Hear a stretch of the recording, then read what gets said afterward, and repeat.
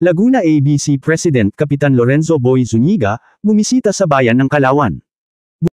Bumisita si Board Member Lorenzo Boy Zuniga sa bayan ng Kalawan, Laguna, upang makamusta at makipagkonsultasyon sa mga residente dito. Partikular na pinuntahan ng Laguna Provincial ABC President na si Bocol Zuniga, ang barangay Dayap kung saan, dito din ay sinaksihan niya ang panunumpa sa isang samahang may layuning makatulong sa mga mahihirap na pamilya.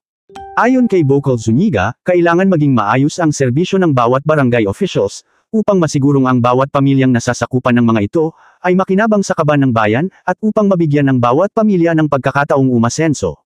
Idinagdag pa ng Provincial ABC President kung sakaling magbibigyan siya ng pagkakataon, hangad niyang matulungan ang bawat barangay sa buong lalawigan, sa pamamagitan ng pagbibigay ng wastong kaalaman, mga programa o proyekto para sa mamamayan, at seguridad sa bawat barangay officials laban sa mga maling sistema o gawain, upang makaiwas sila sa korupsyon.